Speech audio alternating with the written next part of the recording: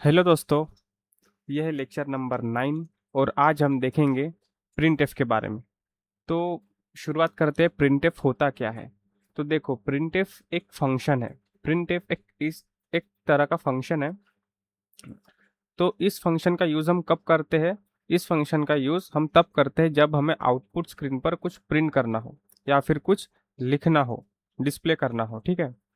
तो या जैसे कि मैंने नोट्स में लिखा है, अगर आपको आउटपुट स्क्रीन पर कुछ लिखा हुआ चाहिए या फिर आपको मतलब यूज़र को कुछ डिस्प्ले पर दिखाना है तो उसके लिए हम प्रिंटफ का यूज़ करते हैं।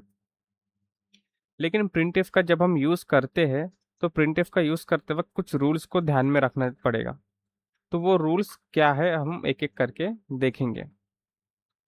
तो फिर से मैं एक बार आपको बता देता हूँ, प्रिंटफ क्या है। प्रिंटफ एक फंक्शन है।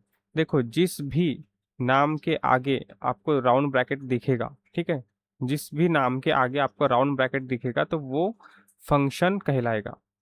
ठीक है। वो मतलब फंक्शन को पहचानने के और भी कई तरीके होते हैं, लेकिन अब हम जैसे जैसे सी लैंग्वेज की तरफ आगे बढ़ रहे हैं तो आप ऐसा समझिए कि अगर आपको कहीं पर भी राउंड ब्रैकेट दिखाई दे, नाम के आगे राउंड ब्रैकेट दिखाई दे, तो वो क्या कहलाएगा? वो हमारा फंक्शन कहलाएगा। जैसे कि हमने लास्ट लेक्चर में देखा था इंट मेन। तो इंट मेन जो था, ठीक है, ये जो मेन जो था, ये मेन वर्ड के आगे क्या है? राउंड ब्रैकेट है। तो ये राउंड ब्रैकेट है, इसका मतलब ये मेन हमारा क्या है? फंक्शन है। तो ये एक तरीका होता है फंक्शन को पहचानने का कि हम फंक्शन को कैसे पहचानते हैं। तो प्रिंटफ भी एक तरह का फंक्शन है। पर प्रिंटफ का यूज करके हम डिस्प्ले तो करा सकते हैं, लेकिन उसके कुछ नियम होते हैं। जैसे कि नियम नंबर 1, पहला हमारा रूल ये कहता है कि प्रिंटफ लिखते वक्त आपको दो राउंड ब्रैकेट लगाने हैं। जैसे कि मैंने बताया था, प्रिंटफ एक फंक्शन है। तो जब हम फंक्शन को लिखते हैं तो फंक्शन को लिखने का तरीका क्या होता है?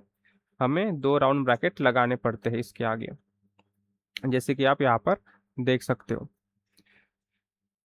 फिर सेकंड रूल कहता है कि प्रिंटफ और राउंड ब्रैकेट के बीच में स्पेस नहीं होना चाहिए।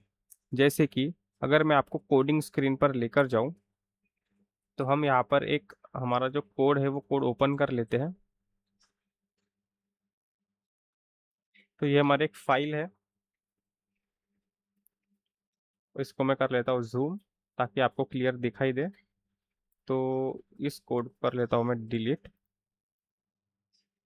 ठीक है। तो देखो, प्रिंट एफ जब हमें लिखना है तो मैं लिखूंगा प्रिंट एफ और लगाऊंगा दो राउंड ब्रैकेट। ठीक है, एक ओपनिंग राउंड ब्रैकेट और एक क्लोजिंग राउंड राउंड ब्रैकेट। तो प्रिंट एफ लिखते वक्त मुझे एफ और राउंड ब्रैकेट के बीच में ऐसे स्पेस नहीं देनी है। ठीक है, ये जो स्पेस है ये स्पेस नहीं देनी है। मुझे प्रिंट एफ और राउंड ब्रैकेट चिपक कर ही लिखना पड़ेगा, नहीं तो एरर आएगी। तो जब भी मैं प्रिंट एफ लिखूंगा, प्रिंट एफ फंक्शन लिखूंगा, तब मुझे क्या करना है? मुझे प्रिंट एफ और राउंड ब्रैकेट के बीच में यहाँ पर स्पेस नहीं देनी है, मुझे एक साथ ही लिखना है। ये तो हो गया सेकंड रूल। अब हमारा थर्ड रूल क्या कहता है? तो हमारा थर्ड रूल कहता है कि प्रिंट एफ हमेशा लोअर केस में लिखना चाहिए। ठीक है। तो ये भी एक ध्यान देने वाली बात है कि जब भी हम प्रिंट एफ लिखे तो हमेशा लोअर केस में लिखे, पूरी स्पेलिंग लोअर केस में होनी चाहिए, कैपिटल नहीं होना चाहिए। तो हमें जब आउटपुट स्क्रीन पर कुछ भी लिखना है, ठीक है, अगर हमें आउटपुट स्क्रीन पर कुछ भी लिखा हुआ चाहिए तो राउंड ब्रैकेट के अंदर डबल इन्वर्टेड कॉमा के अंदर वो चीज़ होनी चाहिए। जैसे कि मैंने एग्जांपल में यहाँ पे दिखाया हूँ कि प्रिंट एफ है और प्रिंट एफ के आगे जो राउंड ब्रैकेट लगे हैं इसके अंदर डबल इन्वर्टेड कॉमा के अंदर हम जो भी कुछ लिखेंगे वो स्क्रीन पर प्रिंट हो जाएगा। जैसे कि मैंने यहाँ पे हेलो वर्ल्ड लिखा है और बीच में यहाँ पर मैंने एक स्क्वायर ब्रैकेट दिया है। तो फर्क नहीं पड़ता है कि चाहे हम स्क्वायर ब्रैकेट दे, चाहे हम नंबर्स दे या फिर स्पेशल सिंबल्स दे, इससे फर्क नहीं पड़ता है। हम प्रिंटफ के अंदर डबल इन्वर्टेड कॉमा के अंदर जो भी कुछ लिखेंगे वो सेम टू सेम डिस्प्ले हो जाएगा। तो चलिए हम डिस्प्ले यानी कि प्रैक्टिकल देखते हैं। तो प्रिंटफ के अंदर मैं क्या करूँगा, डबल इन्वर्टेड कॉमा दूंगा, और डबल इन्वर्टेड कॉमा दूंगा, और मैं प्रिंट करना चाहता हूँ वेलकम। इसके बाद मैं दूंगा सेमी कॉलन। तो हम सेमी कॉलन क्यों देते हैं, तो देखो, जब हम इंग्लिश लैंग्वेज लिखते हैं, तो इंग्लिश लैंग्वेज में जब हम एक सेंटेंस लिखते हैं तो सेंटेंस एंड होने के बाद में हम एक फुल स्टॉप देते हैं। तो प्रोग्रामिंग लैंग्वेज में जब हम एक इंस्ट्रक्शन लिखते हैं तो इंस्ट्रक्शन लिखने के बाद हम यहाँ पर सेमी कॉलन देते हैं। तो जैसे हम इंग्लिश लैंग्वेज में फुल स्टॉप देकर हमारा सेंटेंस खत्म करते थे, एंड करते थे, उसी प्रकार प्रोग्रामिंग लैंग्वेज में भी हम सेमी कॉलन देते हैं। तो जैसे इंग्लिश लैंग्वेज में फुल स्टॉप देते थे, वैसे प्रोग्रामिंग लैंग्वेज में हम सेमी कॉलन देते हैं। तो सेमी कॉलन से ये पता चलता है कि हमारा ये एक स्टेटमेंट कंप्लीट हो गया है।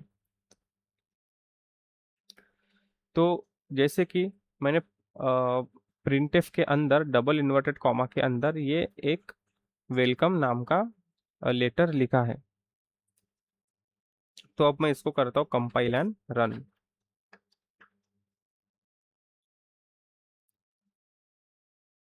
तो जैसे मैंने कंपाइल एंड रन किया तो हमारे स्क्रीन पर देखो वेलकम लिखा हुआ आया।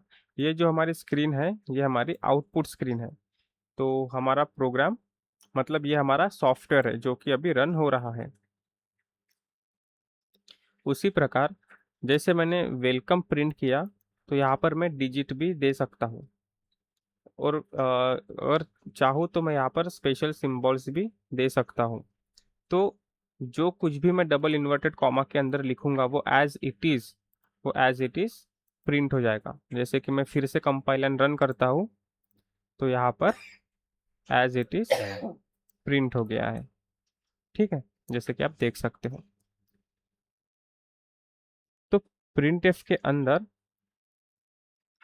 हम जो भी कुछ लिखेंगे वो डिस्प्ले होगा। अब मान लीजिए अगर मैं यहाँ पे सिंगल इन्वर्टेड कॉमा दूंगा और कुछ लिखूंगा तो ये प्रिंट नहीं होगा।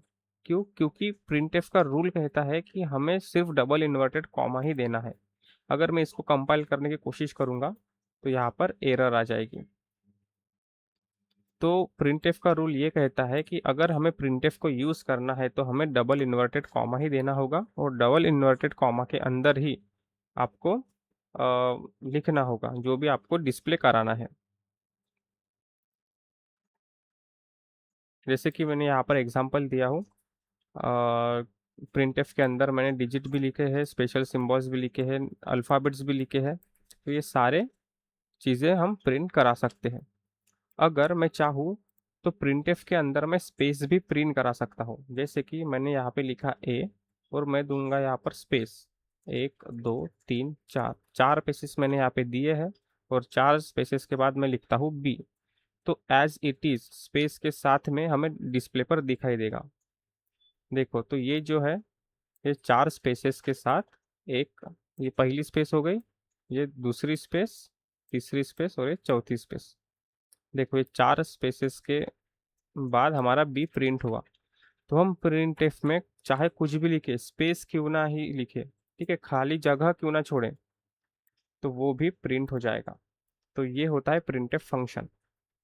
तो प्रिंटफ फंक्शन का यूज करके हम डिस्प्ले पर आउटपुट प्राप्त करते हैं, हमें डिस्प्ले पर दिखाई देता है। तो चलिए हम देखते हैं कि और प्रिंटफ फंक्शन क्या क्या कर सकता है, और हम प्रिंटफ का यूज और किस तरह से यूज कर सकते हैं।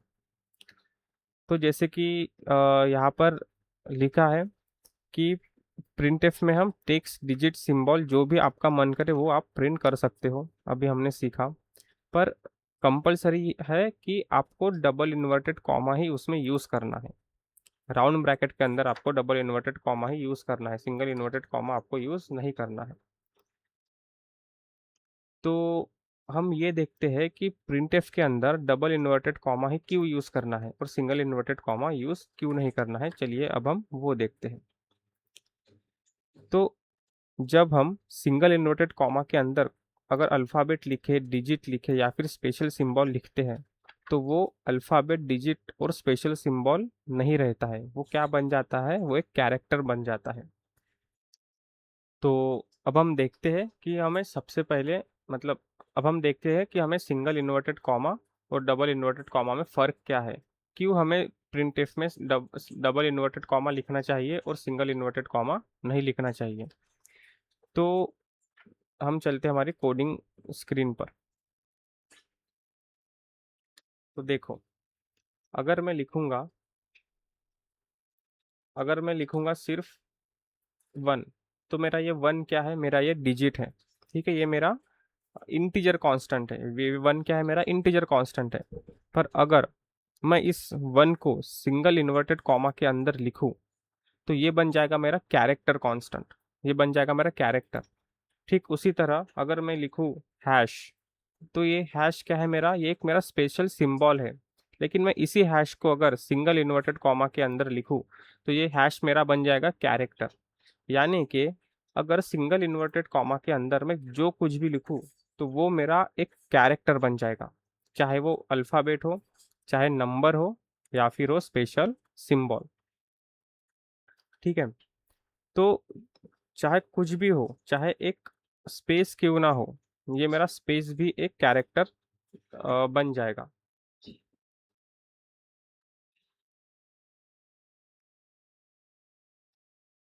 तो सिंगल इन्वर्टेड कॉमा के अंदर मैं कुछ भी लिखूं, अगर मैं डॉट भी लिखूंगा और इस डॉट को मैं सिंगल इन्वर्टेड कॉमा के अंदर लिखूंगा, तो मेरा डॉट भी क्या होगा, एक कैरेक्टर की तरह ट्रीट होगा। तो कहने का मतलब ये है कि हम जब सिंगल इन्वर्टेड कॉमा के अंदर कुछ भी लिखते हैं, तो वो एक कैरेक्टर की तरह कैरेक्टर बन जाता है। सी प्रोग्रामिंग लैंग्वेज में हम उसे कैरेक्टर कहते हैं। ठीक है, अब चलिए दूसरी बात। कैरेक्टर में हम सिर्फ एक ही डिजिट या फिर एक ही अल्फ़ाबेट या एक ही स्पेशल सिंबल लिख सकते हैं। जैसे कि अगर मैंने लिखा 12, तो इस 12 को अगर मैं सिंगल इन्वर्टेड कॉमा के अंदर लिखूं, तो यहाँ पर आएगी एरर। क्यों? क्योंकि जब हम एक कैरेक्टर को लिखते हैं, तो कैरेक्टर लिखने के भी कुछ रूल्स होते हैं। तो रूल ये कहता है कि जब हम कैरेक्टर लिखेंगे, तो सिर्फ एक ही चीज़ होनी चाहिए, मतलब एक डिजिट होना चाहिए, या फिर एक डॉट होना चाहिए, या फिर एक स्पेशल सिंबल होना चाहिए, सिर्फ एक ही। अगर आप स्पेस भी लिखते हो, तो एक ही स्पेस होनी चाहिए। जैसे कि अगर मैं यहाँ पर सिंगल इन्वर्टेड कॉमा के अंदर मैं स्पेस देता हूँ, तो ये मेरा स्पेस क्या हो गया, कैरेक्टर हो गया। लेकिन मैं और एक स्पेस नहीं दे सकता हूँ, मैं दो स्पेस नहीं दे सकता हूँ। तो जो भी मैं सिंगल इन्वर्टेड कॉमा के अंदर लिखूँ, वो सिर्फ सिंगल वैल्यू ही होनी चाहिए, डबल वैल्यू नहीं होनी चाहिए। अगर मुझे डबल वैल्यू को रिप्रेजेंट करना है, मुझे डबल वैल्यू लिखनी है, तो मुझे डबल इन्वर्टेड कॉमा के अंदर वो चीज़ लिखनी पड़ेगी। तो जब हम डबल इन्वर्टेड कॉमा के अंदर कोई वैल्यू लिखते हैं, तो वो स्ट्रिंग कहलाती है। तो ये हो गया हमारा कैरेक्टर और ये हो गया हमारा स्ट्रिंग। तो अगर चाहे मैं डबल इन्वर्टेड कॉमा के अंदर एक स्पेशल सिंबल दूं, तो ये मेरा एक स्ट्रिंग बन जाएगा। और सिंगल इन्वर्टेड कॉमा के अंदर मैं कुछ लिखूं, तो वो मेरा कैरेक्टर बन जाएगा। सिंगल इन्वर्टेड कॉमा की लिमिटेशन ये है, या फिर रूल कह लीजिए। तो सिंगल इन्वर्टेड कॉमा का रूल ये कहता है कि हमें कम से कम हमें मैक्स टू मैक्स एक ही वैल्यू यहाँ पर इंसर्ट करनी चाहिए। ठीक है, लेकिन स्ट्रिंग में हम मिनिमम मिनिमम हम एक वैल्यू इनपुट कर सकते हैं, और मैक्सिमम हम कितने जितने चाहे उतने वैल्यूज हम इनपुट कर सकते हैं। जैसे कि मैंने यहाँ पे 1 लिखा सिंगल इन्वर्टेड कॉमा में, तो ये बन गया हमारा कैरेक्टर। अगर मैं 1 लिखूंगा डबल इन्वर्टेड कॉमा में, तो ये बन जाएगा मेरा स्ट्रिंग। तो जब हमें सिंगल इन्वर्टेड कॉमा दिखाई देगा, तो हमें समझना है कि ये हमारे कैरेक्टर है। और जब हमें डबल इन्वर्टेड कॉमा दिखाई देगा, तो हमें समझना है कि ये स्ट्रिंग है, भले ही इसमें एक ही वैल्यू एक ही डिजिट क्यों ना हो। तो ये फर्क होता है कैरेक्टर और स्ट्रिंग में। हम कैरेक्टर और स्ट्रिंग के बारे में और आने वाले वीडियोस में देखेंगे, लेकिन फिलहाल आप इतना समझ लीजिए, ये बेस है। तो अगर आप बेसिक बेसिक समझ जाते हो, तो आपको प्रिंटफ का बिहेवियर भी समझ में आ जाएगा। तो फिर से मैं एक बार रिवाइज कर लेता हूँ कि सिंगल इन्वर्टेड कॉमा क्या कहता है। सिंगल इन्वर्टेड कॉमा ये कहता है कि मैक्स टू मैक्स, ज़्यादा से ज़्यादा एक ही डिजिट मैं एक ही डिजिट को एक्सेप्ट करेगा। मैं इसमें दो या तीन डिजिट्स में नहीं रख सकता हूँ। और स्ट्रिंग कहता है कि मैं कम से कम एक डिजिट रख सकता हूँ, या फिर ज़्यादा से ज़्यादा आप मुझे कितने भी वैल्यूज़ दे दो। ठीक है, कितने भी वैल्यूज़ आप मुझे दे दो। तो प्रिंटफ में हम सिंगल इन्वर्टेड कॉमा इसलिए नहीं रख सकते क्योंकि सिंगल इन्वर्टेड कॉमा में कम से कम हम एक ही वैल्यू को इनपुट कर सकते हैं। हम एक से ज़्यादा वैल्यू इनपुट नहीं कर सकते, इसलिए हम प्रिंटफ में सिंगल इन्वर्टेड कॉमा नहीं देते हैं। अगर मुझे लिखना है वेलकम, अगर मुझे लिखना है वेलकम, तो ये वेलकम मैं सिंगल इन्वर्टेड कॉमा के अंदर नहीं लिख पाऊंगा, क्योंकि सिंगल इन्वर्टेड कॉमा के अंदर मैं लिखूंगा तो यहाँ पर एरर आएगी, क्योंकि सिंगल इन्वर्टेड कॉमा कहता है कि मुझे तो एक ही वैल्यू चाहिए। तो ये एक बहुत मतलब एक प्रॉब्लमेटिक ये है, ठीक है, बहुत बड़ा प्रॉब्लम है कि हम एक से ज़्यादा वैल्यू सिंगल इन्वर्टेड कॉमा के अंदर हम नहीं रिप्रेजेंट कर सकते। तो इसीलिए हम डबल इन्वर्टेड कॉमा का यूज़ करते हैं, ताकि हम एक से ज़्यादा वैल्यू, एक से ज़्यादा अल्फ़ाबेट्स डिजिट्स हम डिस्प्ले करा सकें। तो अगर मैं कंपाइल और रन करता हूँ तो यहाँ पर वेलकम प्रिंट हो जाएगा। तो ये होता है सिंगल इन्वर्टेड कॉमा और डबल इन्वर्टेड कॉमा में अंतर। तो जैसे कि एग्जांपल में अगर मैं यहाँ पे ए लिखता हूँ, तो भले ही मेरा एक सिंगल वैल्यू यहाँ पर है, पर ये डबल इन्वर्टेड कॉमा में है, तो ये ए मेरा क्या हो जाएगा, एक स्ट्रिंग बन जाएगा। ये कैरेक्टर नहीं रहेगा, ये एक स्ट्रिंग बन जाएगा। ठीक है, अगर इसी ए को मैं सिंगल इन्वर्टेड कॉमा के अंदर लिखता हूँ तो वो मेरा कैरेक्टर बन जाएगा, पर डबल इन्वर्टेड कॉमा के अंदर वो मेरा स्ट्रिंग बन जाएगा। तो इसी को आपको ध्यान में रखना है। सिंगल इन्वर्टेड कॉमा मतलब कैरेक्टर और डबल इन्वर्टेड कॉमा मतलब स्ट्रिंग। ठीक है, तो ये बन गया मेरा कैरेक्टर और ये बन गया मेरा स्ट्रिंग। तो अगर मुझे सी प्रोग्रामिंग लैंग्वेज में अगर मुझे कैरेक्टर को डिफाइन करना है, कैरेक्टर को डिफाइन करना है तो मैं सिंगल इन्वर्टेड कॉमा का यूज़ करूंगा, और मुझे स्ट्रिंग को डिफाइन करना है तो मैं डबल इन्वर्टेड कॉमा का यूज़ करूंगा। अब उसके बाद बारी आती है फॉर्मेट स्पेसिफायर की। तो ये फॉर्मेट स्पेसिफायर क्या होते हैं हम एक एक करके देखेंगे।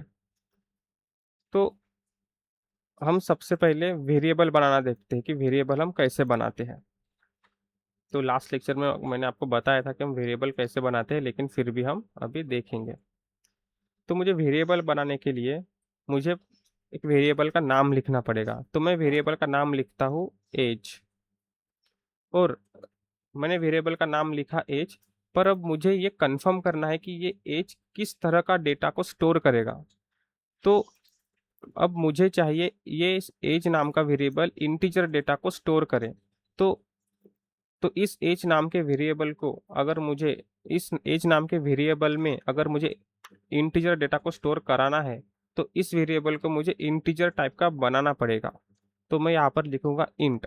ये लिखने से मेरा वेरिएबल इंटीजर टाइप का वेरिएबल बन जाएगा, और फिर इस एज में मैं इंसर्ट करूंगा एक इंटीजर नंबर जो कि 25, और ये बन गया मेरा एक पूरा इंस्ट्रक्शन। तो जब हम एक इंस्ट्रक्शन को कंप्लीट करते हैं तो हम देते हैं फुल स्टॉप, और सी प्रोग्रामिंग लैंग्वेज में हम इसी फुल स्टॉप को कहते हैं सेमीकोलन। तो जब हम सेमीकोलन दे देंगे तब ये मेरा एक पूरा एक इंस्ट्रक्शन बन गया, और इसका मीनिंग ये होता है कि मेरा 25 जो है वो एज में चले गया। तो जब मैं कंपाइल और रन करूंगा तब ये 25 एज में चला जाएगा कंपाइल टाइम पर। ठीक है, तो इसका मीनिंग ये होता है। तो अगर मुझे इस एज को प्रिंट करना है, इस एज को अगर मुझे प्रिंट करना है, या फिर मैं कहूँ मुझे इस 25 को प्रिंट करना है, तो मैं प्रिंट एफ में क्या लिखूंगा। मैं प्रिंट एफ में लिखूंगा पहले तो प्रिंट एफ जो कि हमारा फंक्शन है, और मैं फंक्शन किस बिहाफ पे इसको समझ रहा हूँ, मैं इसके आगे अगर दो राउंड ब्रैकेट लगाऊंगा तो ये मेरा फंक्शन बन जाएगा। अगर मैं राउंड ब्रैकेट को डिलीट कर दूं तो ये सिर्फ मेरा एक नाम बनेगा, ये एक नेम बनेगा जिसका कोई मीनिंग नहीं है। तो इसे मीनिंग देने के लिए मैं राउंड ब्रैकेट लगाऊंगा ताकि ये फंक्शन की तरह बिहेव करे। ठीक है, तो प्रिंटफ मेरा फंक्शन है, और मैंने प्रिंटफ को फंक्शन क्यों कहा, क्योंकि इसके सामने दो राउंड ब्रैकेट है। तो प्रिंटफ के रूल के हिसाब से मुझे डबल इन्वर्टेड कॉमा में लिखना पड़ेगा 25। क्यों मुझे 25 लिखना पड़ेगा, क्योंकि मुझे 25 को प्रिंट कराना है। तो मैं लिखूंगा 25, और मैं दूंगा यहाँ पर सेमीकोलन। यहाँ पर कंपाइल एंड रन करूंगा तो यहाँ पे मुझे 25 दिख जाएगा। लेकिन ध्यान देने वाली बात यह है कि हमने अभी अभी थोड़ी देर पहले सीखा कि जो भी हम डबल इन्वर्टेड कॉमा के अंदर देते हैं, हम डबल इन्वर्टेड कॉमा के अंदर जो भी लिखते हैं वो क्या कहलाता है, वो स्ट्रिंग कहलाता है। तो ये तो एक इंटीजर वैल्यू है और मैं प्रिंट करवा रहा हूँ एक स्ट्रिंग, तो ये तो गलत है ना। मुझे तो इंटीजर वैल्यू प्रिंट करानी है और मैं प्रिंट करा रहा हूँ स्ट्रिंग। अगर फ्यूचर में मैं अगर फ्यूचर में मान लीजिए इस 25 को डिलीट करके मैंने 30 लिखा और मैं कंपाइल एंड रन करूँ, तो यहाँ पर तो 25 प्रिंट हो रहा है ना, यहाँ पर तो 25 ही प्रिंट हो रहा है। तो यहाँ पर 25 इसलिए प्रिंट हो रहा है क्योंकि प्रिंटफ में मैंने चेंज नहीं किया, मैंने सिर्फ यहाँ पर चेंज किया। लेकिन ये तो एक इंटीजर है और मैं तो स्ट्रिंग प्रिंट कर रहा हूँ, तो ये गलत है। तो इसके लिए इसके लिए हम यूज करते हैं फॉर्मेट स्पेसिफायर। इसके लिए हम क्या यूज करते हैं, फॉर्मेट स्पेसिफायर। अब फॉर्मेट स्पेसिफायर क्यों यूज करते हैं हम ये देखेंगे।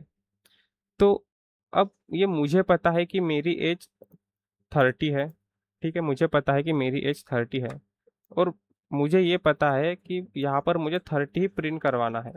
अगर मैं फ्यूचर में यहाँ पर 30 की जगह मैं 25 अपडेट कर दूँ, तो यहाँ पर भी अपने आप 30 की जगह 25 अपने आप अपडेट हो जाए, मुझे कुछ करने की ज़रूरत ना पड़े। तो ये मेरा क्या है, मोटो है। लेकिन ये प्रिंटफ को कैसे पता चलेगा कि मैंने यहाँ पर वैल्यू अपडेट करी है, या फिर प्रिंटफ को कैसे पता चलेगा कि यहाँ पर क्या वैल्यू प्रिंट करनी है। तो इसी इसी का सॉल्यूशन हम इस मतलब इसी क्वेश्चन को हम सॉल्व करते हैं, इसी प्रॉब्लम को हम रिजॉल्व करते हैं फॉर्मेट स्पेसिफायर से। तो जैसे कि मैंने इंट डेटा टाइप का एक वेरिएबल क्रिएट किया है और मुझे एक इंट डेटा टाइप की वैल्यू प्रिंट करनी है, तो मैं इंट डेटा टाइप का ही फॉर्मेट स्पेसिफायर यूज करूंगा। इंट डेटा टाइप का ही मैं फॉर्मेट स्पेसिफायर यूज करूंगा। तो इंट डेटा टाइप का फॉर्मेट स्पेसिफायर क्या है, %d। तो इस 25 की जगह पे अगर मैं लिखूंगा %d और ये लिखने के बाद सेमी कॉलन के एंड में, मतलब जो एंड वाला जो हमारा सेमी कॉलन होता है, इस सेमी कॉलन के एंड में मुझे देना पड़ेगा एक कॉमा, ताकि ये सेपरेट हो जाए, ये चीज़ मेरी सेपरेट हो जाए। और यहाँ पर मैं जो भी लिखूंगा वो चीज़ सेपरेट हो जाए। तो सेपरेट करने के लिए मैंने यहाँ पे दिया है कॉमा, और %d के बाद कॉमा कॉमा दूंगा, और कॉमा देने के बाद मैं यहाँ पे लिखूंगा 25। ठीक है, यहाँ पे मैं लिखूंगा 25। अब मैं कंपाइल एंड रन करता हूँ, तो यहाँ पे मुझे दिखाई देगा 25। लेकिन सोचने वाली बात यह है कि पहले के 25 में और इस 25 में अंतर क्या है। तो पहले हमने जो 25 लिखा था वो लिखा था डबल इन्वर्टेड कॉमा के अंदर। तो डबल इन्वर्टेड कॉमा के अंदर हम जो भी चीज़ लिखते हैं वो होता है एक स्ट्रिंग। तो आउटपुट में एक स्ट्रिंग प्रिंट हो रहा था। लेकिन अब हमने यहाँ पर दिया है format specifier, double inverted comma के अंदर हमने फॉर्मेट स्पेसिफायर दिया है, और ये फॉर्मेट स्पेसिफायर है इंट डेटा टाइप का। इसी वजह से हमने यहाँ पर इंट डेटा टाइप लिखा है और ये वैल्यू यहाँ पर आ गई है। ठीक है, मैंने क्या कहा, ये हमारा जो 25 है वो है इंट डेटा टाइप का, और हमने फॉर्मेट स्पेसिफायर भी इंट डेटा टाइप का ही लिखा है। तो ये हमारा 25 यहाँ पे आ जाएगा और 25 यहाँ पर दिखाई देगा। आप इसको ऐसा भी समझ सकते हो, या फिर ठीक है यहाँ पर आ जाएगा। तो ये जो 25 है ये स्ट्रिंग नहीं है, ये 25 है हमारा इंटीजर। तो अगर हमें इंटीजर प्रिंट करना है, तो हमें 25 इस तरह से लिखना पड़ेगा, फॉर्मेट स्पेसिफायर का यूज करना पड़ेगा। अगर हमें इंटीजर प्रिंट करना है तो हमें फॉर्मेट स्पेसिफायर का यूज करना पड़ेगा। तो अब सोचने वाली बात यह है कि अगर मैं यहाँ पर 25 प्रिंट करवा सकता हूँ, तो ये मेरा 25 कहाँ पर स्टोर हुआ है, एज में स्टोर हुआ है। तो क्या मैं 25 की जगह एज लिख सकता हूँ? जी मैं बिल्कुल लिख सकता हूँ। क्यों? क्योंकि मेरा एज अब एज में क्या है 25 है, मतलब मेरा एज किसको रिप्रेजेंट कर रहा है, 25 को रिप्रेजेंट कर रहा है।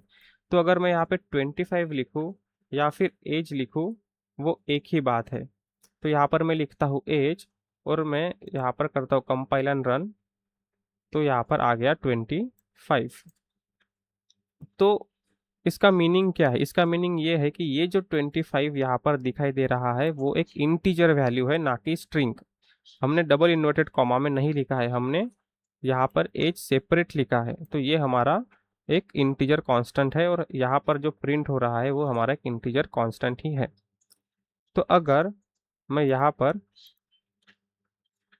एक वैल्यू अपडेट करूँ, जैसे कि 25 है तो मैं 50 करूँगा, और सिंपली कंपाइल और रन करूँगा, तो यहाँ पर भी वैल्यू चेंज होगी, डिस्प्ले में भी वैल्यू क्या होगी, अपडेट होगी। तो एज में चले गया 50, तो यहाँ पर भी ऑटोमेटिक क्या आ गया 50। क्यों? क्योंकि हमने प्रिंटफ में फॉर्मेट स्पेसिफायर का यूज़ किया है और हमने एज को प्रिंट किया है। तो जब भी फ्यूचर में एज में वैल्यू अपडेट होगी तो अपने आप प्रिंटफ डिटेक्ट कर लेगा और डिस्प्ले मतलब वैल्यू को डिस्प्ले कर देगा।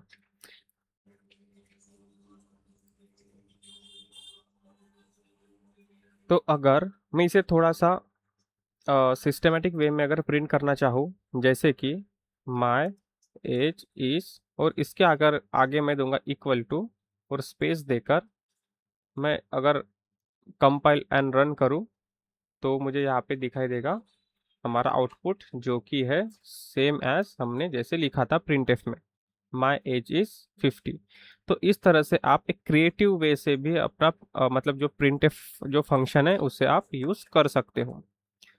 तो यहाँ पर हमने %d का यूज़ किया है, उसी प्रकार हम अभी दूसरे फॉर्मेट स्पेसिफायर का भी यूज़ देखते हैं।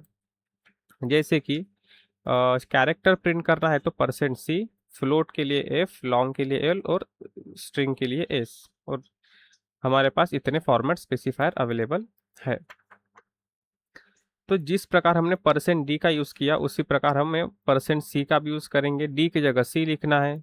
अगर मुझे फ्लोट यूज़ करना है तो मैं %f लिखूंगा। तो ये कुछ फॉर्मेट स्पेसिफायर है, तो हम देखेंगे। जैसे कि अब मैंने यहाँ पे %d लिखा है, तो मैं यहाँ पर लिखूंगा %c। तो %c लिखूंगा, और इसको थोड़ा मैं चेंज कर देता हूँ क्योंकि ये रिलेवेंट नहीं लगेगा। तो अगर मैं इसको चेंज कर देता हूँ कि F alphabet, alphabet equal to, ठीक है। तो मैंने लिखा अल्फ़ाबेट इक्वल टू, यहाँ पे लिखा मैंने %c। अब यहाँ पे मैंने %c लिखा है, इसका मतलब यहाँ पर कौन सी वैल्यू होनी चाहिए, यहाँ पर होनी चाहिए कैरेक्टर वैल्यू, पर यहाँ पर कौन सी वैल्यू है, यहाँ पर है एज, यानी कि इंटीजर वैल्यू।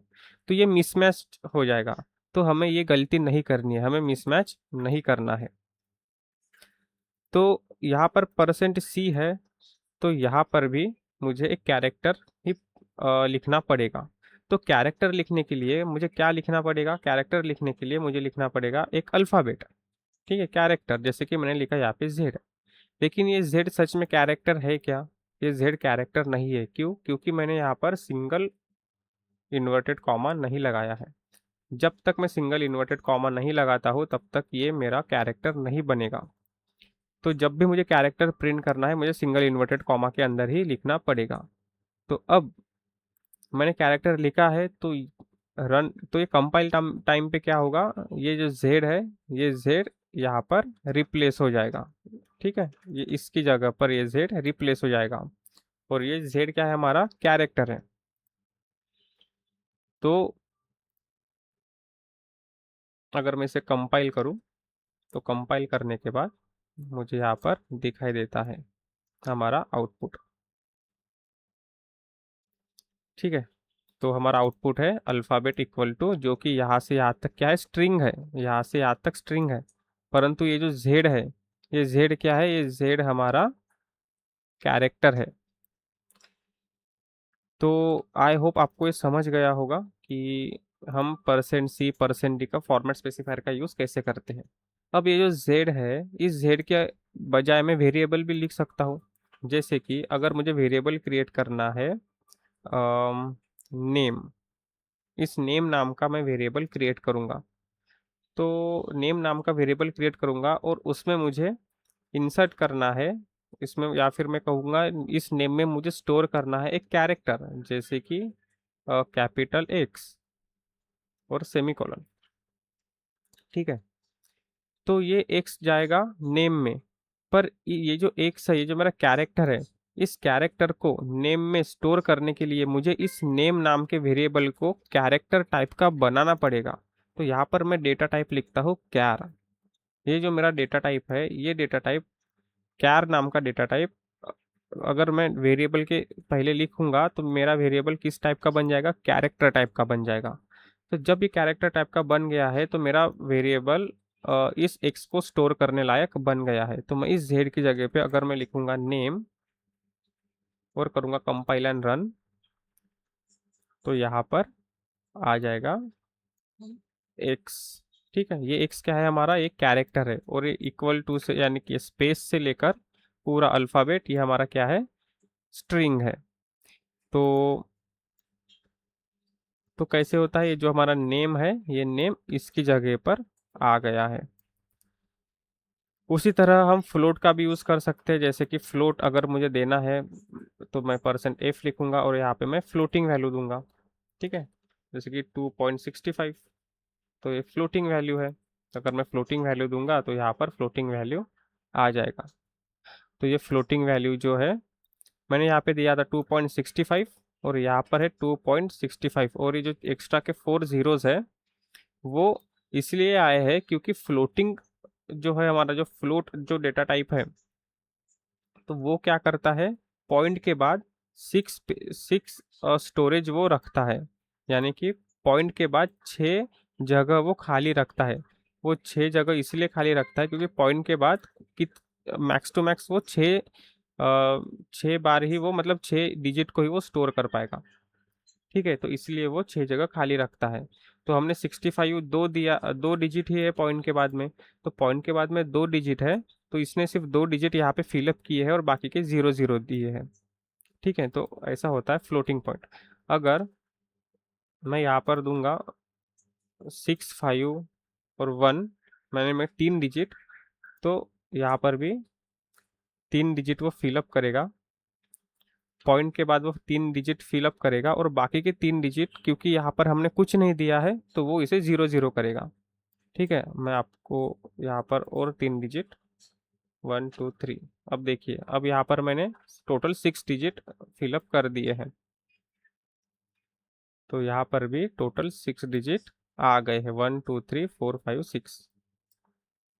यूज़ किस तरह से होता है मैंने अभी आपको बता दिया है। तो हम एक से ज़्यादा भी फॉर्मेट स्पेसिफायर यूज़ कर सकते हैं, जैसे कि यहाँ पे लिखूंगा माय नेम इज, और यहाँ पर मैं दूंगा इक्वल टू नहीं दूंगा, यहाँ पर मैं दूंगा %s।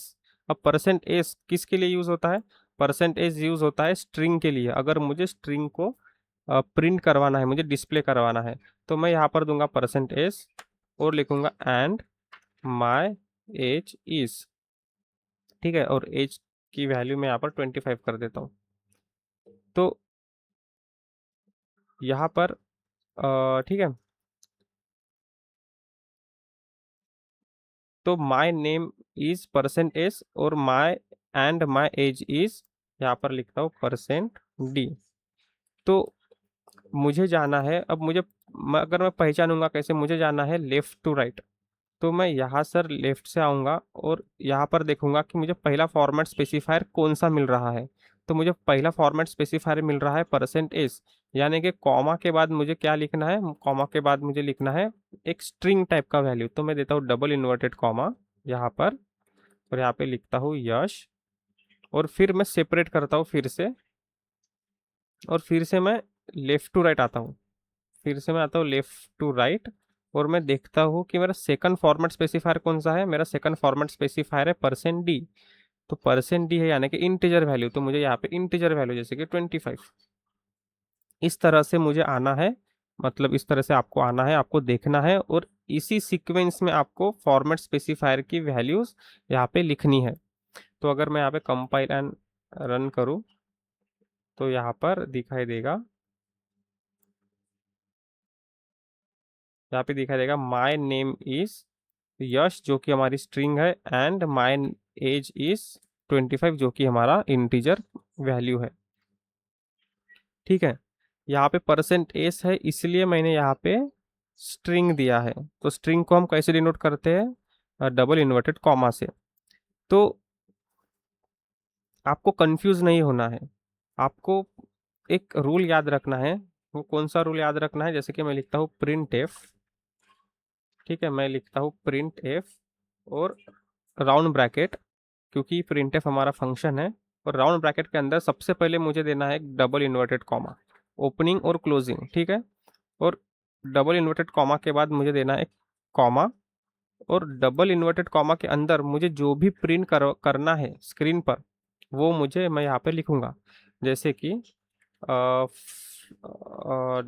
Floating number equal to, ठीक है, और मैं यहाँ पे लिखूंगा फ्लोटिंग नंबर मुझे अगर डिस्प्ले करना है तो परसेंट एफ, और यहाँ पे लिखूंगा एंड स्ट्रिंग इक्वल टू, और यहाँ पे लिखूंगा परसेंट एस।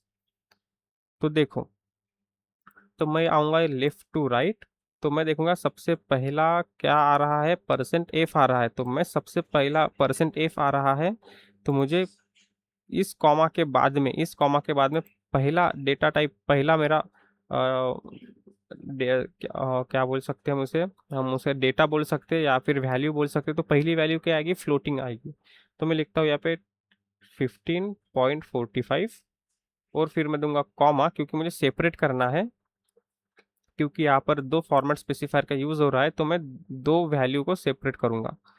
तो फिर मैं आऊंगा फिर से लेफ्ट टू राइट और देखूंगा कि सेकंड क्या है मेरा, परसेंट एस है यानी कि स्ट्रिंग है। तो फिर मैं यहाँ पे स्ट्रिंग लिखूंगा, और स्ट्रिंग लिखता हूँ मैं डबल इन्वर्टेड कॉमा में, और लिखूंगा वेलकम।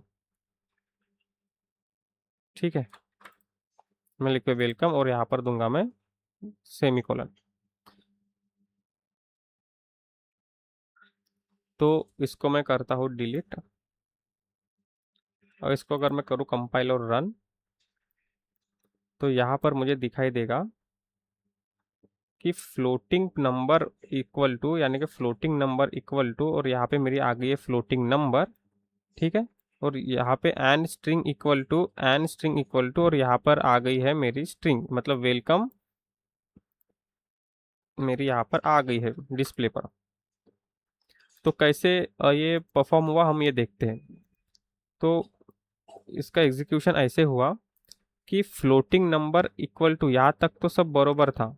ठीक है, यहाँ तक तो सब बरोबर था, लेकिन जैसे परसेंट एफ कंपाइलर को दिखा, तो ये जो 15.45 है ना, ये 15.45 आ गया, यहाँ पे रिप्लेस हो गया, वो इसकी जगह पे आ गया। और वेलकम जो है, और वेलकम जो है क्योंकि ये सेकंड नंबर पे था और सेकंड नंबर पे परसेंट एस था, तो वो यहाँ पर आ गया।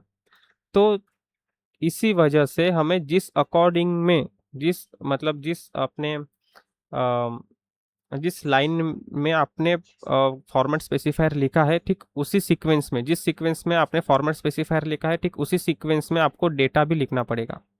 तो पहले आपने परसेंट एफ लिखा, तो मुझे पहले परसेंट एफ की वैल्यू ही लिखनी पड़ेगी, और परसेंट एस मैंने सेकंड नंबर पे लिखा, तो मुझे सेकंड नंबर पे परसेंट एस की वैल्यू ही लिखनी पड़ेगी।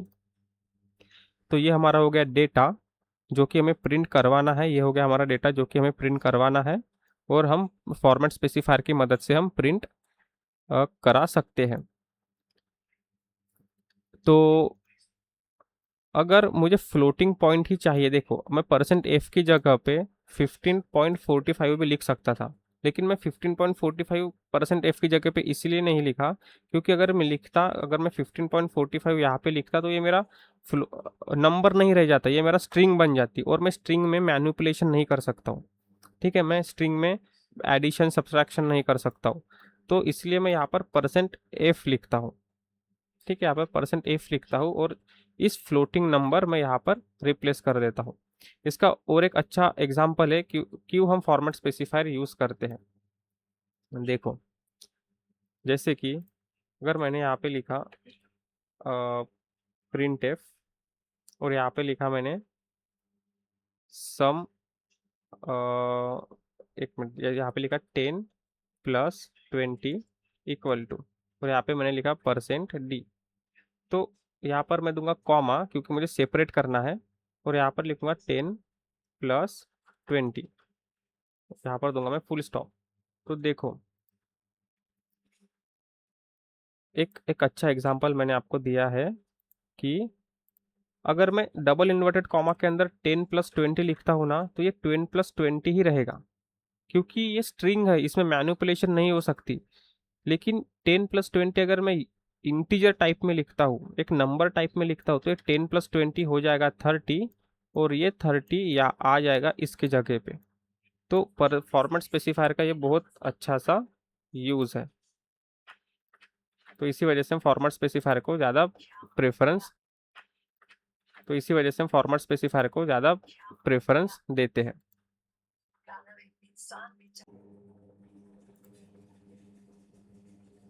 तो तो ये भी एक यूज़ होता है फॉर्मेट स्पेसिफायर का। तो फॉर्मेट स्पेसिफायर जो होते हैं ना, वो बहुत ही महत्वपूर्ण होते हैं सी लैंग्वेज में। तो इस तरह से हम फॉर्मेट स्पेसिफायर का यूज़ करते हैं। ठीक है। तो अभी तक हमने देखे हैं %s का यूज़, %c का, %d का। उसी तरह हमने %f का भी यूज़ देखा। हम एक से ज़्यादा फॉर्मेट स्पेसिफायर भी यूज़ कर सकते हैं। और जिस लॉन्ग और लॉन्ग जो डबल है, मतलब जो लॉन्ग डेटा टाइप है, डबल डेटा टाइप है, और लॉन्ग डबल डेटा टाइप है, इनका यूज़ भी सेम ही फ्लोट की तरह ही है। ठीक है, इंट की तरह ही है। तो आप समझ गए होंगे कि फॉर्मेट स्पेसिफायर का हम यूज़ किस तरह करते हैं। और जैसे कि मैंने यहाँ पर कुछ वैल्यू दी है, तो उस तरह से आप वेरिएबल भी लिख सकते हो। जैसे कि अब मान लीजिए यहाँ पर मैं देता हूँ इंट a, ठीक है, और देता हूँ इंट b। तो वेरिएबल बनाने का और एक तरीका भी आप देख लीजिए। तो अगर मैंने यहाँ पे दिया है, लिखा है इंट a और इंट b, तो मेरा वेरिएबल का नाम क्या है, a है, और इस वेरिएबल का नाम क्या है, b है। पर ये वेरिएबल किस टाइप के है, ये वेरिएबल इंट डेटा टाइप के हैं।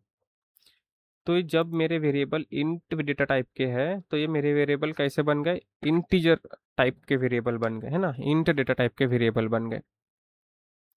तो अब इनको क्या कहते हैं, देखो, इंट एज इक्वल टू 25, ये जो एक स्टेटमेंट है, ये जो एक स्टेटमेंट है, इसको क्या कहते हैं,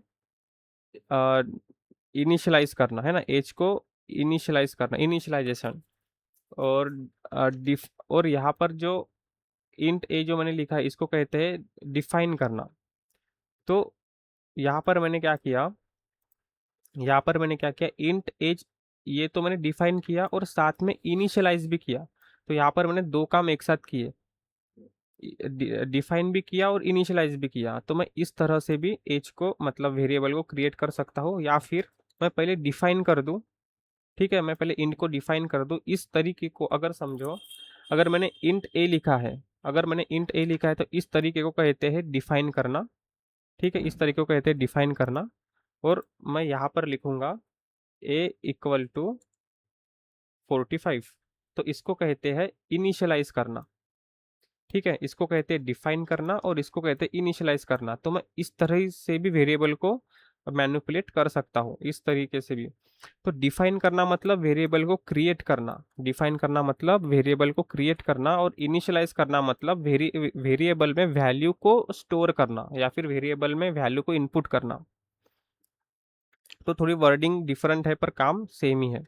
तो यहाँ पर मैंने किया वेरिएबल को क्रिएट, यानी कि वेरिएबल को किया मैंने डिफाइन। यहाँ पे मैंने वेरिएबल में 45 को स्टोर किया, यानी कि 45 को मैंने इनिशियलाइज किया। और यहाँ पे मैंने क्या किया, वेरिएबल को क्रिएट भी किया और वैल्यू भी स्टोर कर दी, यानी कि वेरिएबल को डिफाइन भी किया और इनिशियलाइज भी किया। तो इस तरह से भी मैं कर सकता हूँ। तो मैं बी इक्वल टू देता हूँ 10। ठीक है, और यहाँ पर मैं लिखता हूँ सी इक्वल टू, थोड़ा सिस्टमेटिक लिखते हैं हम, C equal to A plus B. तो देखो यहाँ पर क्या हो गया, तो यहाँ पर हो गया कि ए में मैंने दिया 45, जो कि अब ए मेरा किसको रिप्रेजेंट कर रहा है, 45 को, और बी में मैंने स्टोर किया 10। तो ए लिखा है, इसका मतलब मैंने यहाँ पे 45 लिखा है, और बी लिखा है, इसका मतलब मैंने यहाँ पे 10 लिखा है। तो 10 तो 45 प्लस 10 जो भी इनका एडिशन होगा, वो किस में स्टोर होगा, वो होगा सी में स्टोर होगा। ठीक है, सिंपल सी बात है। तो यहाँ पर मैंने 10 + 20 लिखा है, तो मैं यहाँ पर सी भी लिख सकता हूँ। ठीक है, क्योंकि ये मेरा इंटीजर डेटा टाइप का वेरिएबल है, तो यहाँ पर इंटीजर टाइप का फॉर्मेट स्पेसिफायर है, तो मैं ये लिख सकता हूँ। ठीक है, अगर मैं यहाँ पर सी नहीं लिख सक अगर मैं यहाँ पे सी लिख सकता हूँ, तो मैं यहाँ पे a+b भी लिख सकता हूँ, क्योंकि मेरा सी किसको रिप्रेजेंट कर रहा है, a+b को। चाहे मैं सी लिखूँ या फिर a+b लिखूँ, बात तो एक ही है ना। तो हम देखते हैं।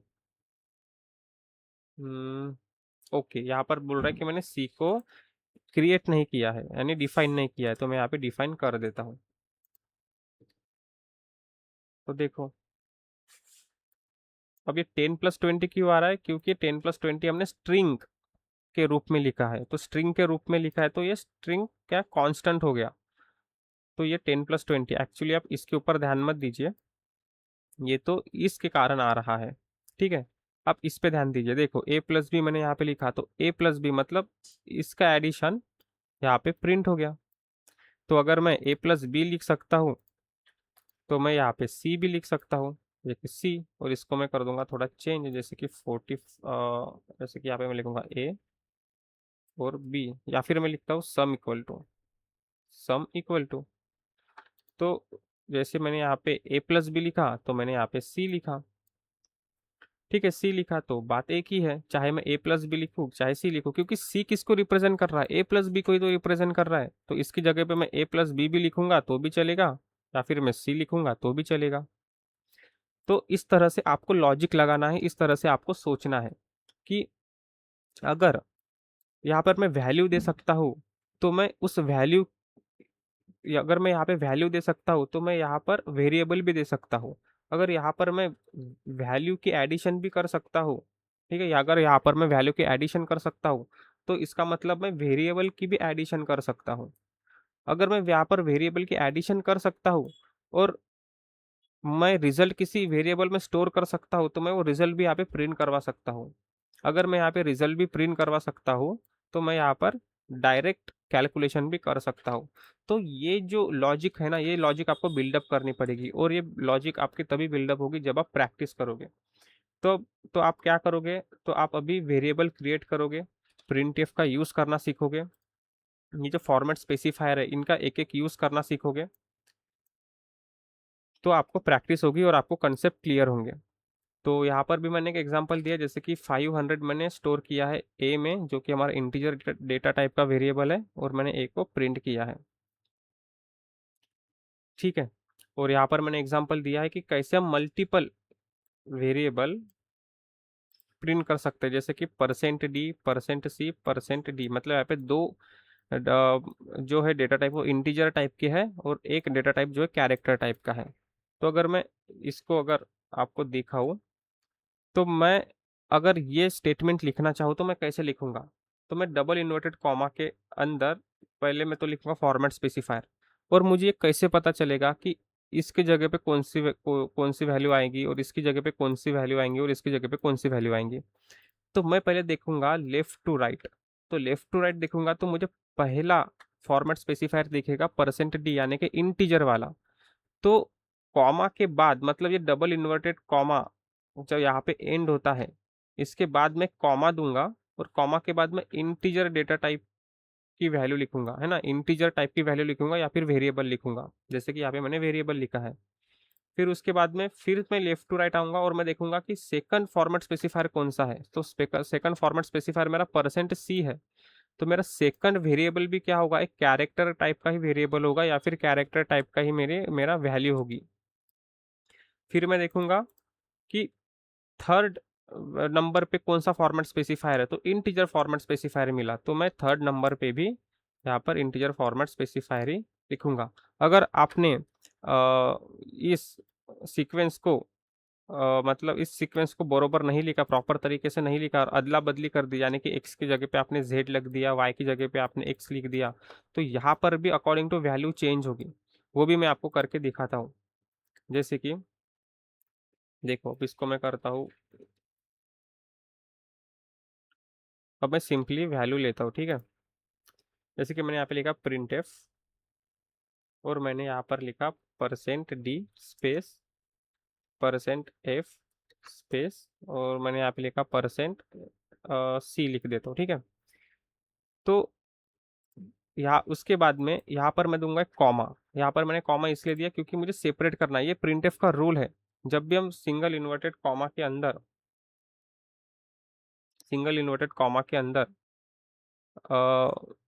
जो भी चीज़ लिखते हैं, तो लिखने के बाद हमें यहाँ पे कॉमा देना होता है, ताकि ये सेपरेट हो जाए और यहाँ पर जो भी हम वैल्यू लिखे वो सेपरेट हो जाए। तो यहाँ पर मैंने दिया कॉमा।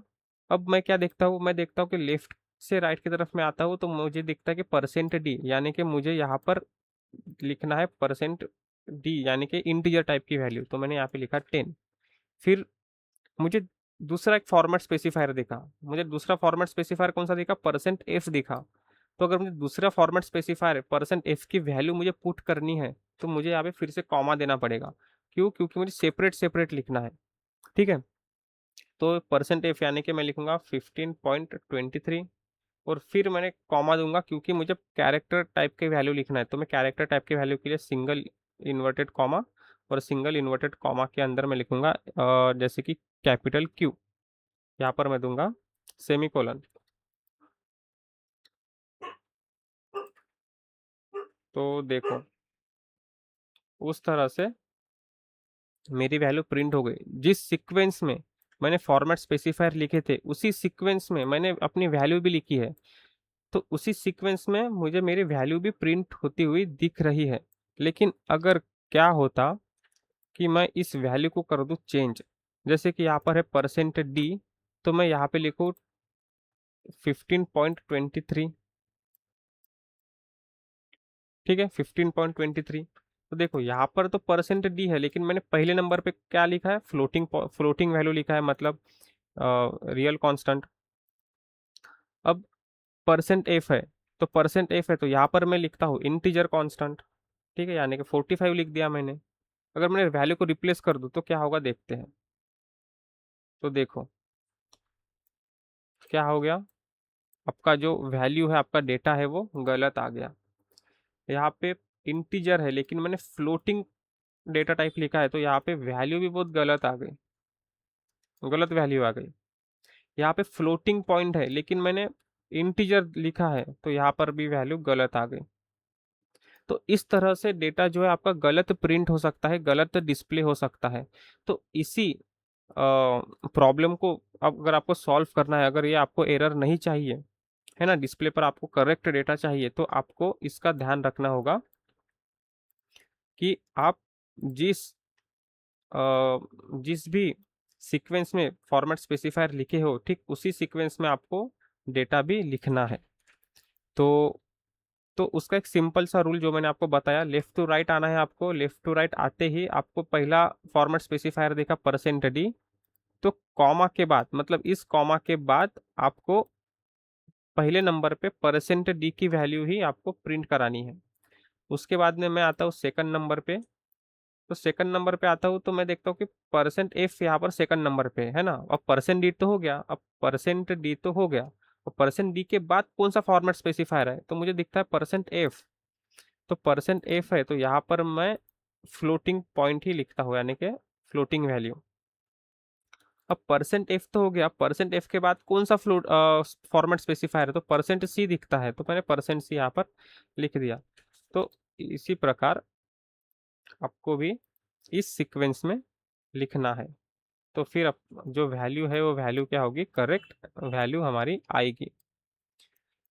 तो इस लेक्चर में हमने सीखा कि फॉर्मेट स्पेसिफायर का यूज़ कैसे करते हैं, फॉर्मेट स्पेसिफायर क्यों महत्वपूर्ण होते हैं, और हम डिस्प्ले पर कैसे प्रिंट कर सकते हैं format specifier without format specifier. हमने ये भी सीखा कि डबल इन्वर्टेड कॉमा अंदर जो भी हम वैल्यू लिखते हैं वो एज इट इज प्रिंट होती है ना। और हमने ये भी सीखा कि सिंगल इन्वर्टेड कॉमा मतलब कैरेक्टर होता है, और डबल इन्वर्टेड कॉमा के अंदर हम जो भी लिखते हैं वो एक स्ट्रिंग कहलाता है।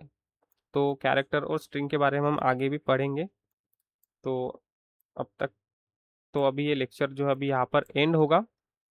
अगर आपका कुछ सवाल हो तो आप कमेंट कीजिए। Thank you.